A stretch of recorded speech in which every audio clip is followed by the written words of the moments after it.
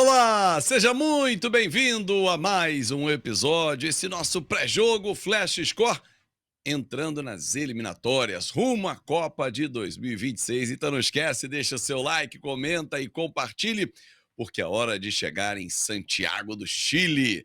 Chile e Brasil. E Eduardo Gerac, como sempre, está comigo aqui. Estou muito bem acompanhado. Edu, Brasil vem de derrota para o Paraguai. Aliás, derrota tem sido algo rotineiro, o que é estranho para a seleção brasileira. São 4 derrotas nas eliminatórias em 8 jogos até aqui.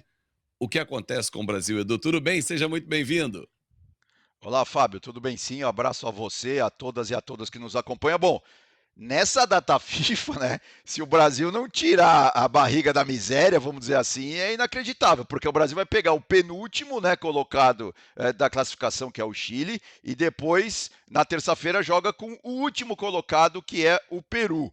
Então, assim, já passou da hora, na verdade, né, do Brasil virar essa chave, começar não só a somar pontos, que afinal de contas essa competição vamos dizer assim, é como se fosse pontos corridos, né? Ou seja, precisa somar ponto para ficar ali pelo menos entre os 5, 6 primeiros colocados. É claro que o Brasil se classificando em sexto é uma vergonha, né?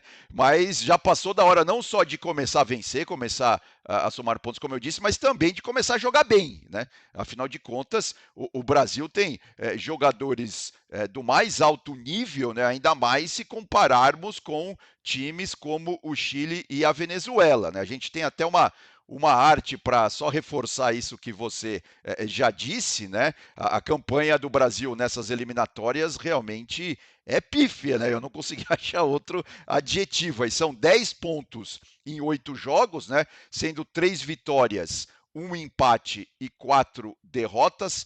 9 gols marcados, apenas 9 gols marcados em 8 jogos e 8 gols sofridos, ou seja, o Brasil é fácil fazer a conta aí, tá tomando um gol por jogo, né? 41% de aproveitamento, ou seja, se fosse campeonato brasileiro, o Brasil estaria ali no meio da tabela, como está realmente nas eliminatórias, né? O Brasil, nesse momento, antes de começar, essa que é a última rodada do turno, né? Das eliminatórias, depois a gente já vai pro retorno, vamos dizer assim. O Brasil que está na quinta posição e atrás da Argentina, Colômbia, Uruguai e Equador. A Argentina que tem 18 pontos na liderança, 8 pontos à frente do Brasil. Um detalhe que chama a atenção, né, o Edu, porque são apenas também 9 gols marcados, como você disse, mas é uma eliminatória de poucos gols. A Argentina, que lidera, tem 12, o Uruguai, que é o terceiro, tem 13, mas a Bolívia, que é a oitava colocada, tem 10 gols marcados, tem mais do que a gente, Edu. Nosso poder Exato. de fogo não está aquele É. poder todo, e aí eu tenho uma teoria que eu não sei se você concorda comigo e quem está assistindo o nosso pré-jogo também. Nós estamos repleto de jogadores, a nossa seleção ela está recheada de jogadores de clubes. Porque Vinícius Júnior, Rafinha, Rodrigo, dentre tantos outros, Savarino, Savinho, melhor dizendo, eles se destacam nos clubes, mas chegam na seleção, não são aqueles protagonistas que nós esperamos. A nossa safra está deixando a desejar quando coloca a camisa da seleção, Edu?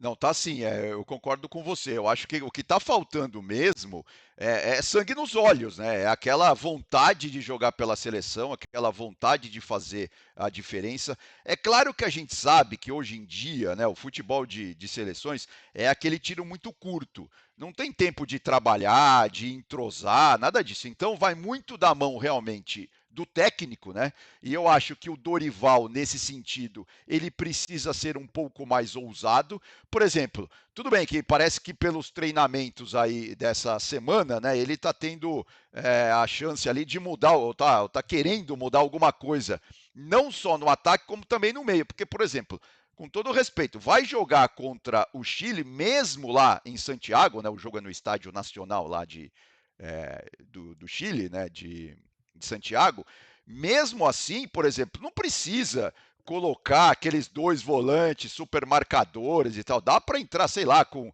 o André e o Gerson, por exemplo, né, que essa pode ser uma das opções ali entre os dois volantes mais defensivos, entre o meio-campo mais defensivo, os dois volantes do Brasil, dá para colocar até, sei lá, de repente o André e o Paquetá, para começar a construir essa jogada desde lá de trás, desde os dos zagueiros.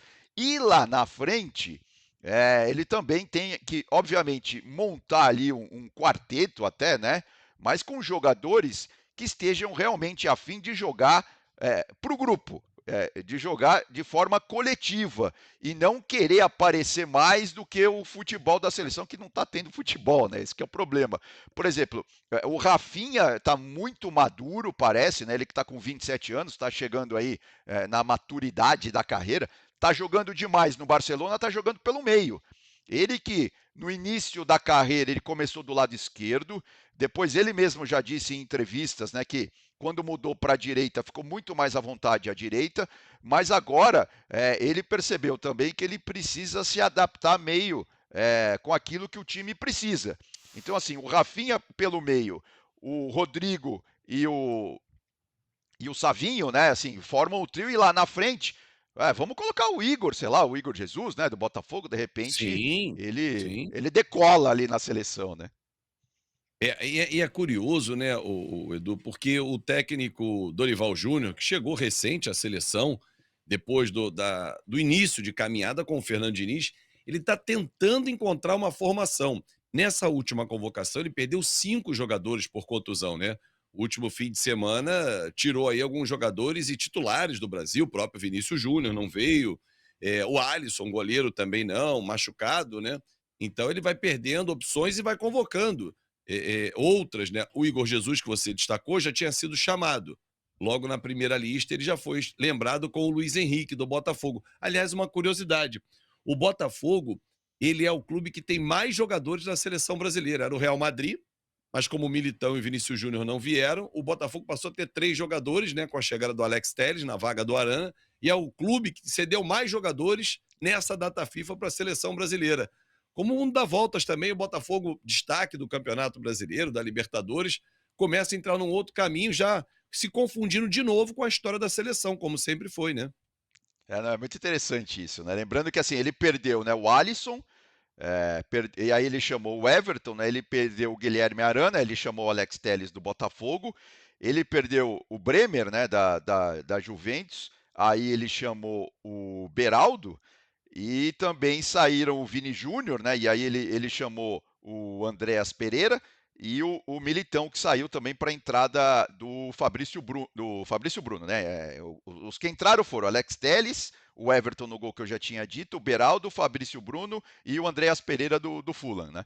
Essas são as equipes, os jogadores que entraram aí das respectivas equipes. Não, exatamente, assim, isso, por exemplo, o Alex Telles é um que já chega para jogar na minha avaliação ali do lado esquerdo, né? Assim, a gente está procurando também, né, novos laterais, tanto do lado direito quanto do lado esquerdo. Tem até o Abner, né, do Lyon, que também pode ser uma novidade aí nessas duas partidas das eliminatórias pelo Brasil. E eu acho também que a gente sente muita falta da nossa referência, porque o Neymar está 1 ano sem jogar, ainda não tem nem previsão, não volta na próxima data FIFA, que é em novembro, e ele faz muita falta à seleção brasileira, né, o Edu?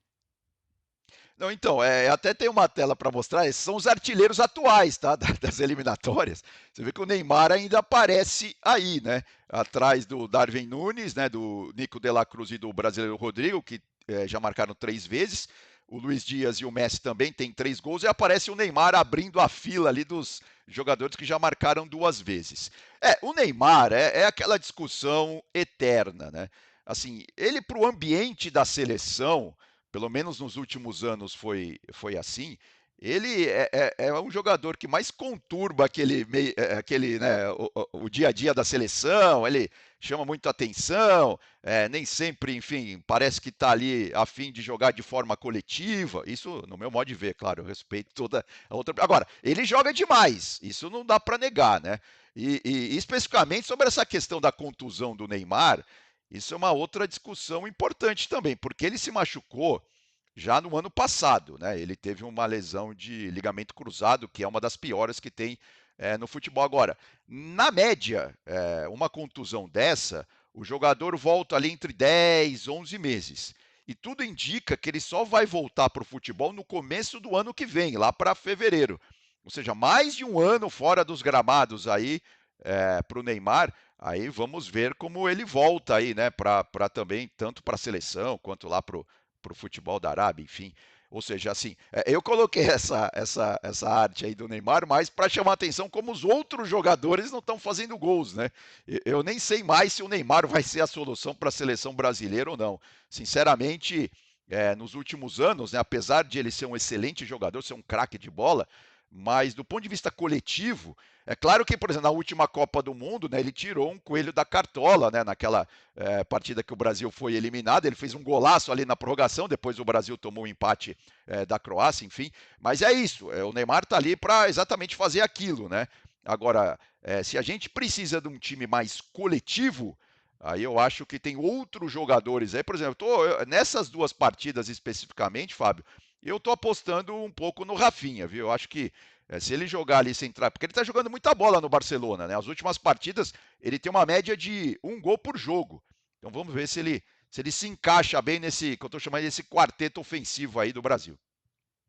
A gente tem que esperar como é que vai acontecer, mas principalmente não só o jogo do Chile, que é fora de casa, a seleção peruana, que é no Mané Garrincha, né? Que é o primeiro jogo que abre um retorno das eliminatórias, mas como você bem disse, se é a hora de somar ponto, amigo, é agora, é voltar a somar 6 pontos, torcer ali por tropeços, né? O Equador encara o Paraguai, vai que o Uruguai de novo deu uma tropeçada, apesar de jogar contra a seleção peruana, mas a gente tem que se aproximar do bloco da frente. Nós estamos a 8 pontos da Argentina, que encara a Venezuela na nona rodada e depois recebe a Bolívia. Também tem um jogo difícil, mas o próximo não, em casa, né? Então a gente tem que se aproximar e tá brigando é primeiro lugar, não pode ser outra opção. Mas, por enquanto, é o que nos resta, é a quinta É, colocação. e, E eu vou acompanhar esse jogo Chile e Brasil aqui na Flash Score, Edu. Não, legal, grande jogo, um bom trabalho para você. Não, só para arrematar, e além da classificação, porque assim, realmente assim, não dá para imaginar que o Brasil não vai se classificar sendo seis Com classificados, né, certeza. seis vagas para. Mas assim, mas a questão é chegar bem na Copa, né? Também não adianta chegar aos trancos e barrancos e tal. Precisa ter pelo menos um padrão de jogo, coisa que o Brasil não tem, né, nesse momento. E isso é fundamental, porque senão ficar dependendo, como você disse, de coelho da cartola de um jogador, que no caso é o Neymar, é muito pobre e a gente não tem tido sucesso com esses coelhos solitários da cartola que saem de repente. Edu, um grande abraço para você e até a próxima, hein? Grande abraço, Fábio, até mais. Valeu, e muito obrigado a você pelo carinho, pela sua audiência. Não esquece, hein? Dedo no like, comenta, compartilha, se inscreve no nosso canal no YouTube, que só cresce graças à sua participação. Um grande abraço e se liga na Flash Score, que tem muita bola rolando para você. Tchau, tchau.